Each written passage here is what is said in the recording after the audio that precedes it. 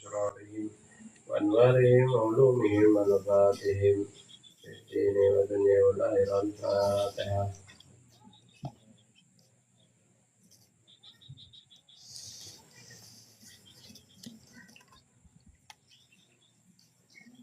الفاتحة عباد الله الصالحين والدين وليكم وأمواتنا وأمواتكم وأموات.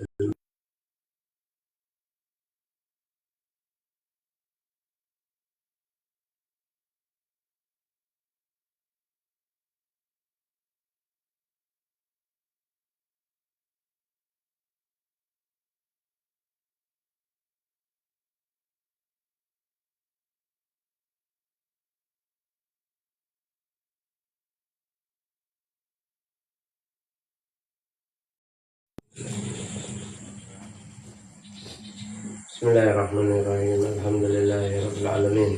اللهم صل وسلم على سيدنا محمد وعلى آله وصحبه أجمعين.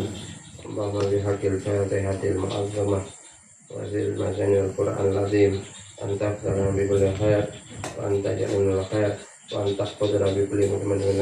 الحمد لله رب العالمين. اللهم إنا نسألك رضاك والجنة ونعوذ بك من سخطك والنار. اللهم إنا نسألك رضاك والجنة ونعوذ بك من سخطك والنار.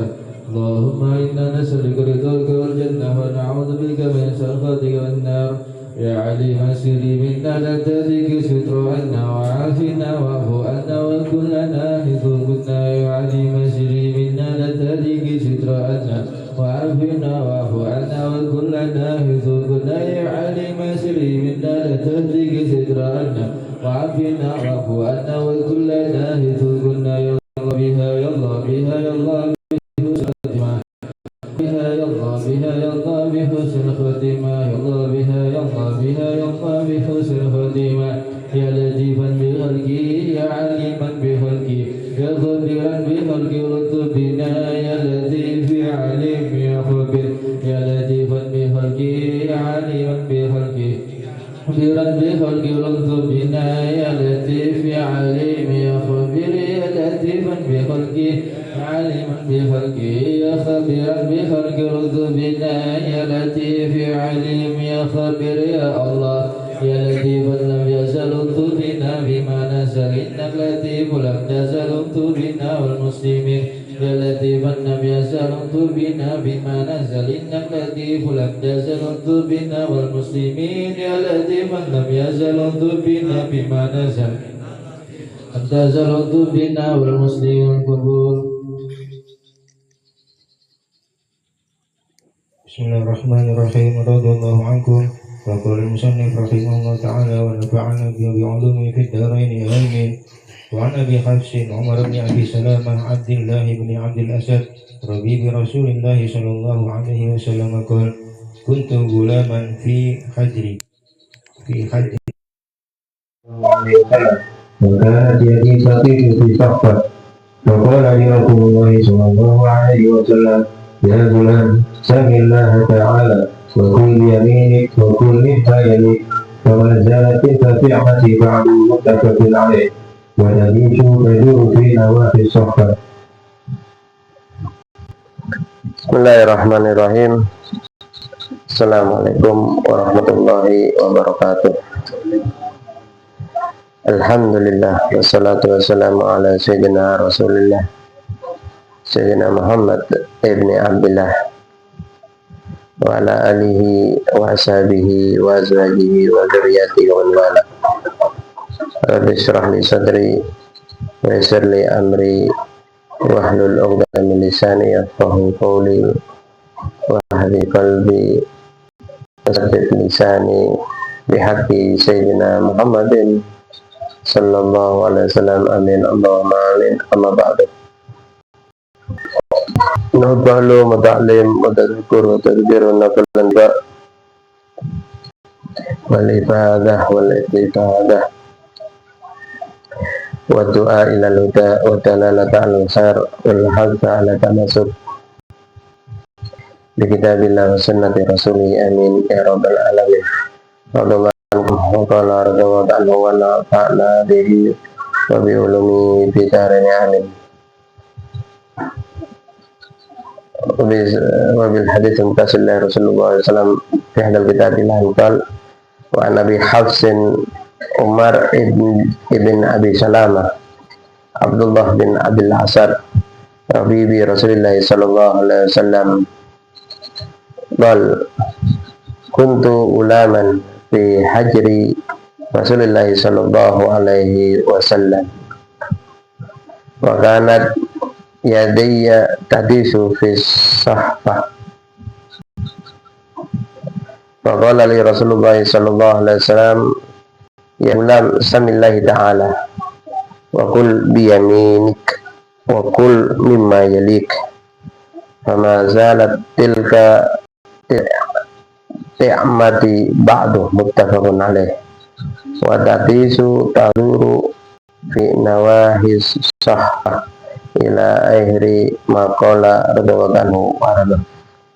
Dari Abi Hafs, beliau bernama Umar bin Abi Salamah. Abi Salamah namanya Abdullah bin Abdul Asad.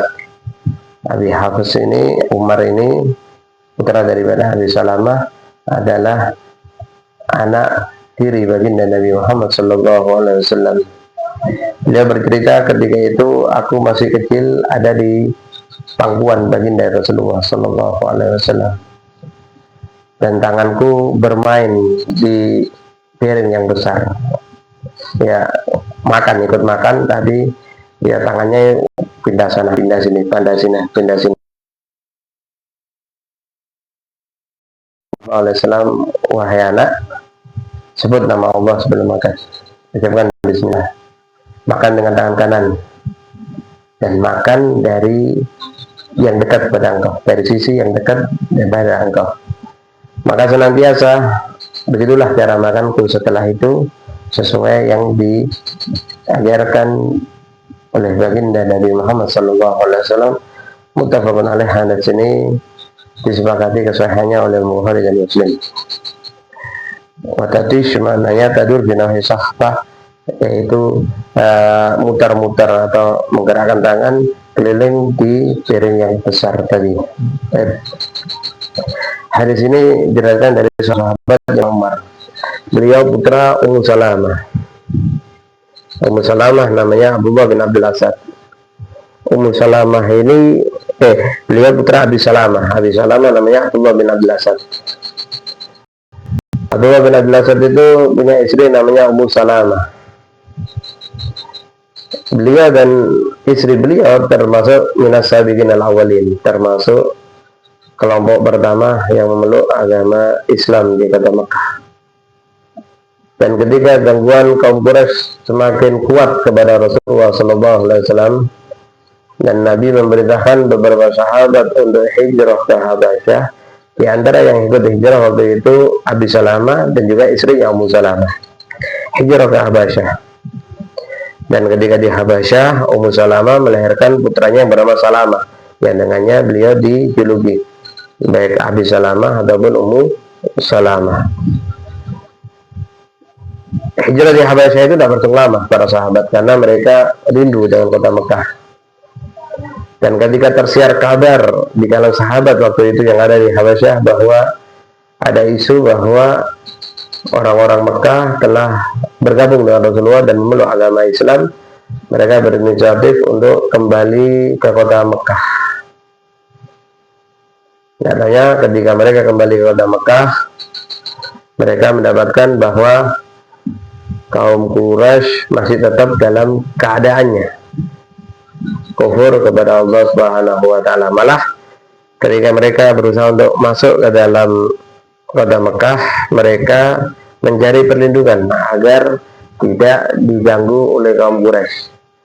Kebetulan Abi Salamah dan Musa ini dilindungi, diizinkan masuk kota Mekah dengan perlindungan dari keluarga Abi Thalib, paman Rasulullah Sallallahu Alaihi Wasallam. Ketika Nabi memerintahkan para sahabat untuk hijrah ke kota Madinah, Abi Salamah dan Ummu Salamah berkeinginan untuk hijrah. Abi Salamah dan Ummu Salamah berkeinginan untuk hijrah. Ketika itu keluarga Ummu Salamah melarang, jangan di sini aja. Kau itu perempuan, punya anak lagi Salamah. Akhirnya suaminya berangkat dulu hijrah ke kota Madinah. Dan suaminya itu ya ingin kumpul dengan istrinya, dan istrinya juga ingin kabur dengan suaminya. Akhirnya dengan sedikit rayuan dan ini, akhirnya Ummu Salamah diizinkan oleh keluarganya untuk hijrah ke kota Madinah, dan beliau hijrah berangkat sendiri dengan putranya Salamah, yang seorang perempuan, menempuh perjalanan kilometer lebih ke kota Madinah.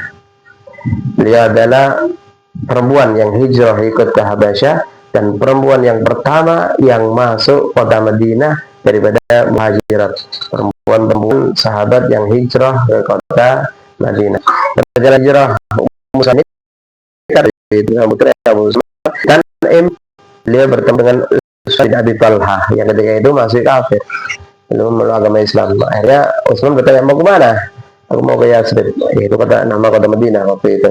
Akhirnya dipegang kakang untahnya oleh Utsman bin Talha dan dikawal sampai kota Madinah. Dan ketika nyampe kebun-kebun kota Madinah, Utsman bin Talha mengatakan, ini tempat yang kalian tuju, dilepaskan, dan beliau masuk kota Madinah. Dan akhirnya kumpul dengan suaminya dan punya 3 putra lagi di kota Madinah, diantaranya Umar ini yang meriwayatkan hadis ini. Di perang Uhud, suaminya Abi Salamah syahid, termasuk syuhada Uhud. Akhirnya beliau iddah, dan selesai beliau iddah, Sayyidina Abu Bakar meminang beliau, tapi beliau menolak. Sayyidina Umar meminang beliau, tapi beliau menolak. Dan akhirnya Rasulullah SAW meminang beliau dan terima bimbingan Nabi, dan beliau menjadi satu dari beberapa ummahatul mukminin atau istri-istri baginda Nabi Muhammad SAW, Ummu Salamah. Sehingga putra-putra beliau hidup bersama Nabi dan menjadi anak diri baginda Nabi Muhammad SAW, termasuk Umar yang meriwayatkan ini hadis. Umar sendiri bin Abi Salamah, yaitu bin Abdullah bin Abil Asad. Ya. Ini Ummu Salamah. Dan setelah Rasulullah meninggal, banyak sahabat mendatangi Ummu Salamah untuk mengambil hadis dari Nabi Muhammad SAW atau mendapatkan kisah bagaimana Rasulullah SAW di rumahnya. Ummu Salamah ini terkenal perempuan yang cerdas, pemikirannya tajam, dan beliau adalah istri yang paling sering dibawa oleh Rasulullah dalam peperangan. Pernah ketika Sulhul Hudaybiyah, ketika Umrah Hudaybiyah, Ummu Salamah diajak waktu itu. Beliau istri yang diajak oleh Rasulullah SAW. Kita tahu dalam sejarah bahwa dalam Umrah Hudaybiyah itu Nabi dan para sahabat dilarang untuk masuk kota Mekah untuk menyempurnakan umrah. Dan akhirnya sampai ada perjanjian yang disepakati oleh Nabi dan kaum Quraisy waktu itu, di mana tahun itu mereka tidak diizin, di antara hasil perjanjian itu, tahun itu tidak boleh kaum muslimin masuk ke kota Mekah, tapi diizinkan tahun selanjutnya. Dan ada 10 tahun perang dingin, di mana yang di Mekah tidak menyerang ke Madinah, yang Madinah tidak menyerang kota Mekah, dan ada beberapa poin lain dalam perjanjian ini yang dikenal dengan nama Sulhul Hudaybiyah. Kaum muslimin waktu itu sudah dalam keadaan berikhram, mereka ambil miqat dia di Bir Ali di Dzulhulaifah, miqatnya Ahlul Madinah. Nabi memerintahkan para sahabat, ayo tahlul semua, kita nggak jadi umrah tahun ini, tahun depan insya Allah kita akan umrah. Tapi ketika itu nggak ada yang bergerak sahabat, semua diam. Padahal Nabi nyuruh, ayo tahlul, nggak ada yang tahlul. Karena mereka masih berharap bisa umroh di waktu itu. Masuk Rasulullah ke kemah Ummu Salamah, ngeluh, ya apa ini, kok tidak ada yang tahlul ya? Sudah nggak perintahkan tahlul, nggak ada yang tahlul. Kata Ummu Salamah, contohkan ya Rasulullah, Anda keluar, Anda potong hewan sebagai bentuk tahlul, setelah itu Anda panggil tukang gundul rambut Anda, nanti akan diikuti yang lain. Akhirnya Nabi keluar dari kemahnya, memotong hewan sebagai bentuk dam, ya, memotong kambing. Setelah itu Nabi panggil yang untuk gundul rambut Rasulullah SAW. Melihat Nabi melakukan itu, diikuti oleh semua sahabat waktu itu. Dan itu semua atas usul daripada Ummu Salamah, seorang perempuan yang cerdas, ya. Dan beliau banyak mendapatkan hadis dari Rasulullah SAW. Dan kalau baca Nabi, beliau ngajar di kota Madinah, dan beliau adalah yang terakhir daripada istri Nabi yang meninggal di kota, dan dimakamkan di Baqi, berkumpul dengan istri-istri Nabi yang lain. Jadi istri Nabi yang terakhir yang meninggal ini, Ummu Salamah, semoga Allah meridhai beliau dan seluruh istri Nabi dan juga seluruh sahabat baginda Nabi Muhammad SAW. Putra beliau Umar menceritakan ketika itu aku masih kecil, ada di pangkuan, berarti haji dari Rasulullah SAW, di pangkuan baginda Nabi Muhammad SAW, lagi makan. Kebetulan makan waktu itu di alam besar. Biasanya kalau dalam besar itu nggak jauh satu orang ya, berapa orang makan gitu. Kayak kalau di Jawa itu hall gitu ya, pakai talaman gitu. Di sini nggak umum sih. Di Jawa itu umum itu, pakai talaman, nggak ada berkatan kayak gitu ya. Jadi satu orang, satu talang itu 5 atau 4 orang. Biasanya ya bagi umumkan, bikin 5 gitu. Kalau kurang satu, masuk ini ya. Kenapa ya? Biar cukup daripada talang tadi. Kalau di Jawa biasa kayak gitu. Baik hall labaib ataupun hall biaya. Ya, pakai talaman begitu. Ya. Nah, ketika makan talang itu ada adat waktu itu. Ya, ketika makan, namanya anak kecil ya Umar ini, ya, bermain-main ya. Kadang lauk sebelah sini diambil, kadang ngambil nasi sebelah sini. Akhirnya ditegur oleh Rasulullah, dinasihati dengan 3 nasihat tentang adab bermakan. Wahai anak, sebelum makan ucapkan bismillah, sebut nama Allah. Makan dengan tangan kanan, jangan pakai tangan kiri. Ya. Dan makan dari sisi yang dekat kepada engkau, jangan ngambil sisi yang lebih jauh. 3 adab ketika kita makan bersama orang lain yang diajarkan oleh Rasulullah dalam hadis ini. Ya, kita tahu Nabi itu bukan hanya mengajarkan kita ibadat, tapi semua cara hidup diajarkan oleh Rasulullah, baik yang ibadat ataupun yang adat kebiasaan. Ya, malah adat atau kebiasaan itu menjadi ibadah ketika kita sesuaikan dan kita cocokkan dengan sunnah baginda Nabi Muhammad SAW. Nabi bukan ngajari kita hanya ngajari sholat saja, puasa saja, zakat saja, haji saja, tidak. Tapi apa yang kita lakukan dari bangun tidur sampai tidur kembali, semua dicontohkan dan diajarkan oleh baginda Nabi Muhammad SAW, termasuk adab-adab soal makan. Di dalam hadis ini ada 3 adab makanan yang diajarkan oleh Rasulullah SAW. Dan sebetulnya banyak sekali sunnah-sunnah dan adab atau akhlak yang baik ketika kita makan. Yang pertama yang disebutkan oleh para ulama, ya jelasnya ya, belum makan itu ada kesunahan untuk makan atau menjilat garam sedikit. Garam tak perlu, ya, bukan 1 sendok dimakan, enggak, ya ambil pakai ujung jari di lidah. Ada riwayat itu obat untuk jasmani kita. Dan kami beberapa kali ikut mendampingi tamu ketika makan di rumah Habib bin Hasan bin Abdullah bin Umar Syatiri, kakak Habib Salim, tamu-tamu dari KBRI ya, karena kami ada di BPI ya, dampingi itu tamu-tamu dari KBRI waktu itu ya. Agak benar biasa waktu mau makan itu, garam itu kan ditaruh di wadah itu dekat dengan beliau atau yang ada tempatnya itu ya, kira-kira sebelum makan. Jadi sebelum makan, sebelum nyentuh makanan, jilat garam. Itu faedahnya besar itu. Untuk kesehatan baik. Kita aja yang sering lupa melakukan. Padahal itu fadilahnya besar. Dan Habib Hasan seperti itu. Beliau mengamalkan itu. Dan kami lihat sendiri. Ya, beliau menganjurkan tamunya yang dari KBR itu untuk mengerjakan apa yang beliau kerjakan. Ya, jadi sediakan di meja makan kita garam. Kalau ada garamnya kerja ya, tapi ya ambil sedikit aja, ambil di lidah. Yang penting kerasa asin gitu, nggak perlu banyak ya. Akhirnya nggak jadi makan gitu nanti. Ya, itu ya sunnah.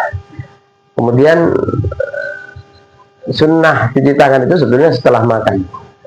Tapi kalau tangan kita kotor harus belum makan kita cuci tangan daripada tangan kita. Disunahkan makan itu pakai tangan daripada pakai sendok, karena sendok yang kita gunakan itu masuk ke banyak mulut, bukan hanya mulut kita kadang-kadang, terutama kalau kita makan di resto atau warung ya.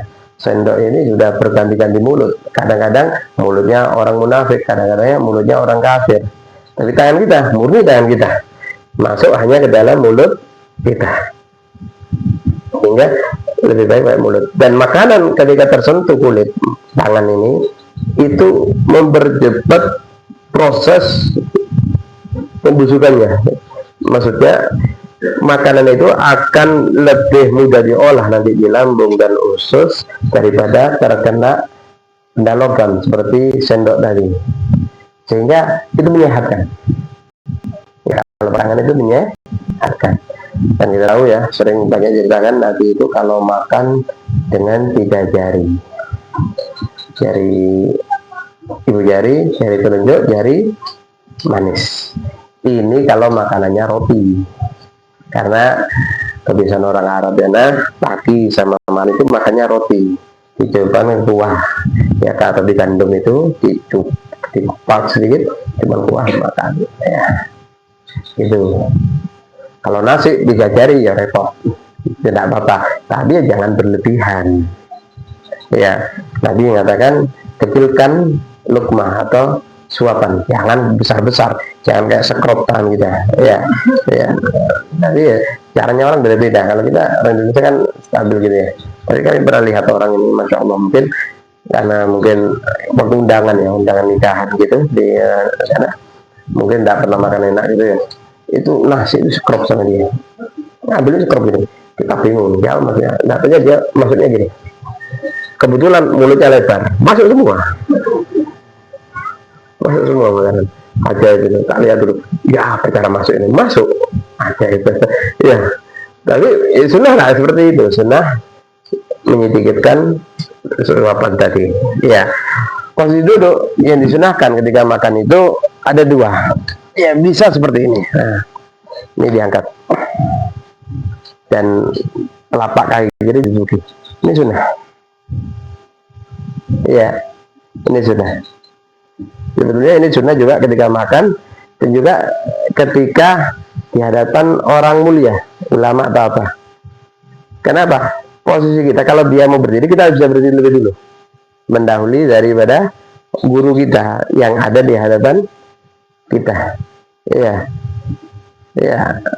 Kecuali mungkin kalau majelis lama ya bersilalah. Ya, kalau kita ngadepin itu malah itu adat ya, gitu. Termasuk ketika makan.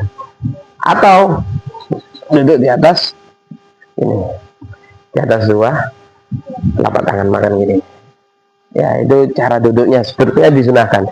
Enggak saya duduk saya selonjoran aja terserah, tapi nggak sunnah. Yang sunnah seperti itu ketika kita makan ada di bawah.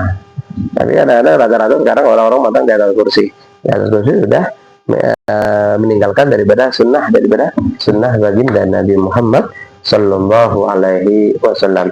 Dan Nabi itu kalau makan ngambil nasi sama makanan itu masuk ke mulut, tapi tangannya diam sampai betul-betul selesai makan itu masuk ke dalam kerongkongan.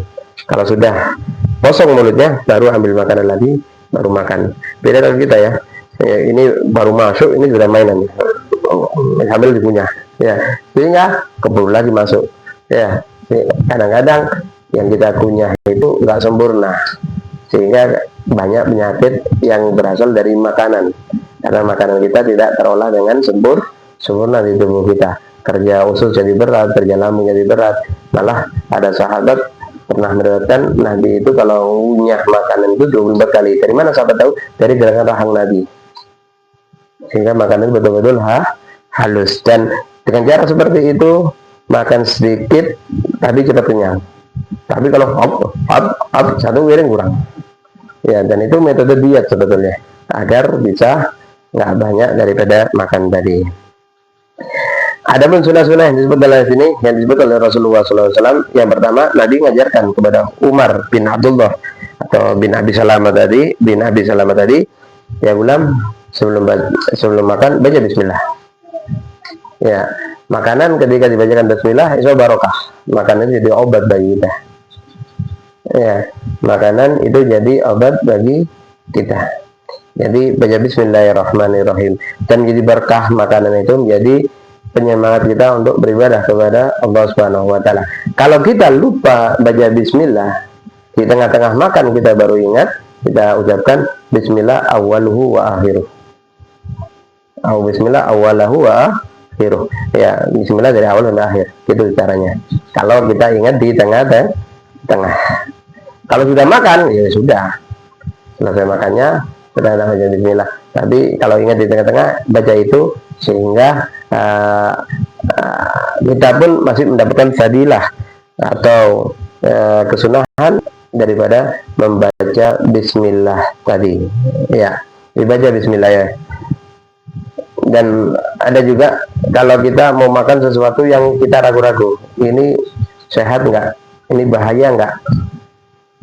Itu baca bismillahirrahmanirrahim la yadurru ma'asmihi syai'un fil ardi wa la sama wa samiul alim.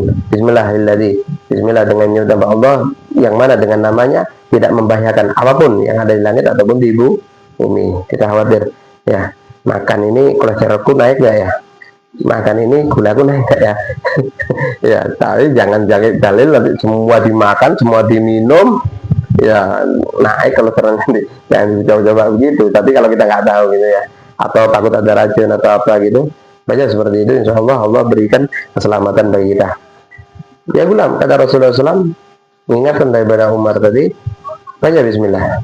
Wakul biar milik, dan maka dengan tanganmu, karena kanan ini untuk sesuatu yang semua yang baik. Ya, kita bersalaman pakai tangan kanan, kita bertemu orang dengan tangan kanan. Ya, kita memberikan sesuatu dengan tangan kanan, kita meminta sesuatu dengan tangan kanan. Semua yang baik itu dengan tangan kanan dan semua yang buruk itu dengan tangan kiri. Sunnah Rasulullah SAW makan dengan tangan kanan. Bagaimana kalau makan dengan kiri? Ada yang mengatakan ulama itu haram, ada yang mengatakan itu makruh. Ada seorang sahabat waktu itu makan dengan tangan kiri, kidal mungkin dia. Ditegur oleh Rasulullah SAW, makanlah dengan tangan kanan. Kata sahabat tadi, nggak bisa ya Nabi, kebiasaan dari kecil, nggak bisa Rasulullah. Kata Rasulullah, mas sababah, kok nggak bisa. Akhirnya nyesel dia senantiasa berusaha mau makan tangan kanan nggak bisa. Setiap makanan sini nyampe sini, karena menentang daripada ucapan baginda Nabi Muhammad Sallallahu Alaihi Wasallam. Ya, jadi makan dengan tangan kanan, jangan pakai tangan kiri. Ya. Ya, kalau bisa juga dalam posisi duduk, makan dalam berdiri tidak disunahkan oleh Rasulullah SAW. Itu juga minum dalam keadaan berdiri. Minum dalam berdiri itu apakah haram, apakah makruh? Ada yang mengatakan makruh, ada yang mengatakan mubah, ada juga yang mengatakan haram. Nah, salah Imam Rafi mengatakan mubah ya, ada yang mengatakan hilaful aula ya. Tapi usahakan kalau bisa duduk minum dalam keadaan duduk. Kalaupun terpaksa minum berdiri, nggak ada tempat duduk, ya, baca, ya, Bismillah alladzi syaribil ma'a, baca salat Allahumma shalli ala Muhammad alladzi syaribil ma'a qa'iman wa qa'idan, ya, sambil menggerakkan jempol kaki digerak-gerakkan itu. Insya Allah bahaya minum berdiri nggak akan dapat. Ya, jadi kalau terpaksa minum berdiri, gerakan jempol kaki sambil baca sholawat Allahumma shalli ala Muhammad alladzi syarifal ma'as qaiman wa qaiman wa qin. Kesunahan seperti ada anjuran dari ulama seperti itu. Kemudian makan dari sebelah sisi yang dekat kepada engkau. Makan yang besar itu makanan cukup untuk orang banyak, seperti talam gede gitu ya. Adabnya itu makan dari sisi kita. Ya. Kecuali kalau itu satu piring walaupun gede itu untuk kita sendiri, muter aja nggak apa-apa. Tapi kalau itu kan ada dengan orang lain, ya. Jadi ada kebiasaan orang Arab itu. Kalau yang kami saksikan ya, ketika kita berkunjung ke rumah mereka, kita datang ke rumah mereka, nginep tempat mereka, mereka dia makan kepada kita. Malah kalau belum makan, mereka nggak izinkan kita keluar. Ya, karena orang Arab itu terkenal dengan karomnya. Ya, makanan datang itu kan ya, kita bertamu cuma 2 orang 3 orang ya, dengan tuan rumah mungkin 1-2 orang aja ya, itu satu talam itu nasi penuh, di atasnya daging kambing ya. Kita lihat tak cukup untuk kita yang banyaknya ini gitu lah. Tapi memang cara mereka menghormati seperti itu. Terus ada makan itu ambil dari sedikit nih. Jadi yang tengah ini nggak dirusak sama sekali, nggak disentuh sama sekali. Dari pinggir. Nanti kalau nggak habis, ini masih bersih. Itu masih bisa makan orang di dalam. Itulah tujuannya gitu. Ya. Tapi kalau ini sudah pasukan ini, nah di belakang cicik orang makan. Ya, baik kena tangan semua gitu. Akhirnya kasih bebek nanti. Ya. Jadi caranya begitu, ambil dari pinggir. Ya, malah kalau di Arab itu disediakan apa namanya? Sufroh ya. Ada kayak alas gitu. Jadi dijual itu. Tipis gitu. Ya, plastik gitu ya, dijual. Ya, jadi makanan ini kita ambil. Setelah kita makan, makanan yang jatuh dari mulut kita atau tangan kita itu kita buang ke sufroh itu. Bukan kita kembalikan ke talam. Kenapa? Kalau balik itu orang Arab gini, nggak suka. Karena bakal sering dari mulut kita, jatuh dari mulut kita, atau jadi dari tangan kita yang masuk ke dalam mulut kita. Jadi di sufroh. Jadi kalau umroh kita bareng makan sama orang itu adabnya, ya. Jadi buang ke sufroh. Nah, yang di sufroh itu sia-sia nanti. Nanti dikumpulkan, kasih ayam, kasih bebek, tetap nggak dibuang. Ya, dikasihkan kepada hewan peliharaan, mungkin nasi ikan, nanti kasih kucing gitu ya. Ya, jadi itu adabnya. Wakul mimma yalik, makan dari sisi dekatmu, jangan muter-muter kemana, jangan tangan ini ngambil sini, dan itu adab dan akhlak baginda Nabi Muhammad Sallallahu Alaihi Wasallam. Jadi bukan dikit-dikit ya, kayak perempuan perawan itu malu gitu ya, pelan-pelan punya dulu, nanti ambil lagi ya, walaupun lama apa ya, itu diantara adab ya dalam Rasulullah. Tapi kalau piring itu milik kita sendiri, maksudnya kita makan sendiri, kalau dengan orang itu silahkan aja, sudah muter-muter lauknya kita tata seenak kita ya, terserah. Tapi kalau makan bareng berjamaah atau berkelompok, biasanya di piring-piring besar kalau hal itu akhlaknya, itu adabnya ya. Jadi dengan seperti itu insya Allah adab kita terpenuhi, dan itu kita juga melakukan sunnah daripada sunnah baginda Nabi Muhammad Sallallahu Alaihi Wasallam. Tentunya setelah makan baca doa setelah makan ya. Ini yang diajar Rasulullah kepada putra Abi Salamah tadi, sehingga setelah itu beliau mengatakan setelah itu tidak laku makan kecuali dengan cara itu, sebagaimana yang dianjurkan dan disunahkan oleh baginda Nabi Muhammad Sallallahu Alaihi Wasallam. Semoga Allah takdirkan kita untuk bisa melaksanakannya insyaallah. Amin Allahumma amin. Allahumma jal jam'ana hada jam'an marhumah wa tafarruqana min ba'da farqana. Alhamdulillahirabbil alamin. Taqabbal minkum